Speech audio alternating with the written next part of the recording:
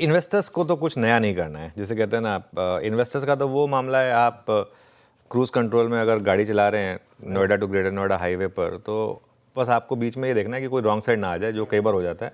Otherwise तो cruise control पे गाड़ी चल रही है, 200 किलोमीटर दूर आपका डेस्टिनेशन है, 60-70 की स्पीड पे चलाएंगे, 2.5 घंटे में पहुंच जाएंगे। तो वो उस हिसाब से आपको हर 200 अंकों की गिरावट पर बेसिकली निफ्टी में ETF खरीदना है, ये हमारा व्यू हमेशा रहा है। आपको याद होगा एक बार हमने बात की थी आशीष कि अगर निफ्टी 22,000 पर आएगा तो मैं अपनी सीधा 10 महीने की सैलरी डाल दूंगा।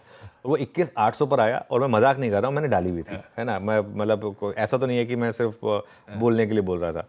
तो वो तो एक इन्वेस्टर का एक सिंपल व्यू है, वो तो आपको करना ही करना है। उसके अलावा निफ्टी IT ETF, ये आई थिंक TCS वाले दिन भी मैंने व्यू लिया था, आज मैं फिर रिपीट कर रहा हूँ, भले आज ऊपर खुले।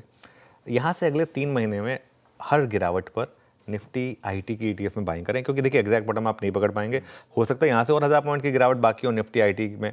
टफ बॉट तो मतलब प्रिडिक्ट करना बहुत टफ होगा।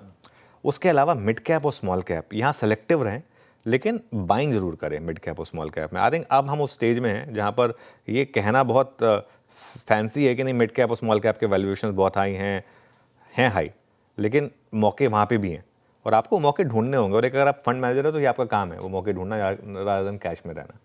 तो इसके लिए ये एक और मेरा व्यू रहेगा यहाँ पर, घरेलू इकोनॉमी से जुड़े हुए शेयरों पर फोकस करें।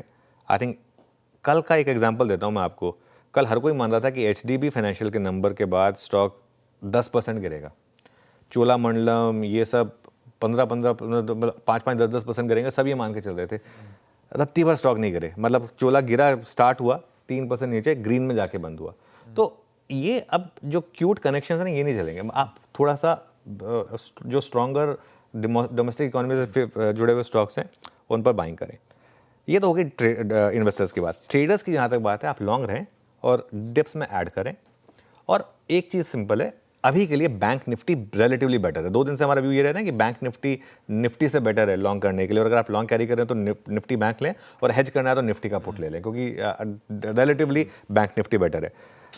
और अगर 20 डेमा जिसे कहते हैं ना तहजीब से पार हो, तबीयत से पार हो, तो उसके बाद आप निफ्टी में लॉन्ग ऐड करें। अगर आप 25, 250, 275 के जोन को ऊपर निकल कर उसके ऊपर टिक रहे हैं आप, तो फिर वो रैली फिर यहाँ रुकने वाली नहीं है, फिर वो बड़ी वाली रैली होगी। क्यों?